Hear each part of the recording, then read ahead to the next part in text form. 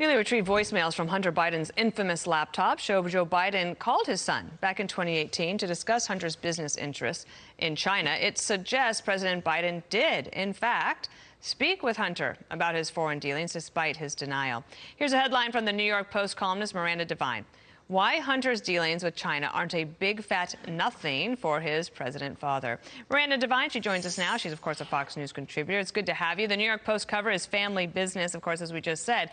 I just want to play for you this voicemail. I know you've heard it, but for our audience, listen here. Hey, Palace Dad, it's 8:15 on Wednesday night. If you get a chance, give me a call. Nothing urgent. Just want to talk to you. I thought the article, at least the thing online, that's going to be printed tomorrow in the Times, was good.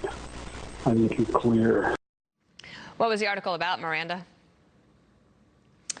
Hi, Dana. Look, that article was really the closest call that the Bidens had had from the media sniffing around their business in China. And what had happened was that one of Hunter's Chinese business partners, a man named Patrick Ho, had been arrested at JFK Airport on bribery charges. And now the New York Times was looking into the story, and Hunter was panicking about this all summer. He was, accusing his friends of having leaked to the Times. This story was a big deal for them. And so there you hear in Joe Biden's own voice, he's assuring his son, Hunter, that he was, you're clear. He said, I think you're clear that the story was good. And look, that at the very least puts the lie to Joe Biden's insistence throughout the campaign that he knew nothing about his son's Miranda, overseas let's take a business look. dealings, Just for everyone to be reminded of that, let's play call for number 2 here, just to flash back to 2019. How many times have you ever spoken to your son about his overseas business dealings? I've never spoken to my son about his overseas business dealings.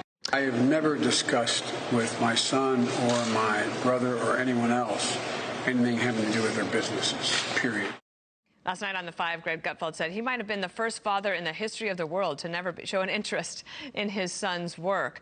And I think that what's interesting, Miranda, is I know the New York Post covers this. I know that Fox News does.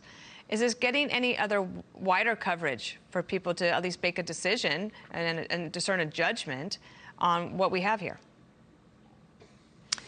Well, not really. I mean, we saw a couple of months ago that the New York Times belatedly acknowledged that the laptop was real and that they'd authenticated some of those emails. But that was, a paragraph buried 24 paragraphs down in a story buried inside the paper.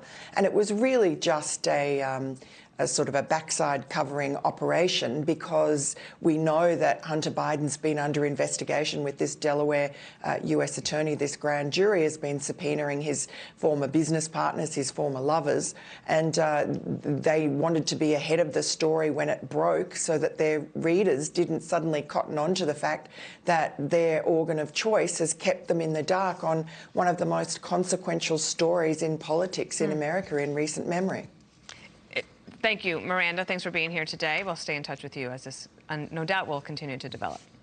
Hi, everyone. I'm Brian Kilmeade. I want you to do me a favor. I want you to click to subscribe to the Fox News YouTube page. This is the only way that I know for sure that you're not going to miss any great commentary, any great news bites, any great interviews coming your way on Fox. You can get it all here on YouTube. So subscribe right now.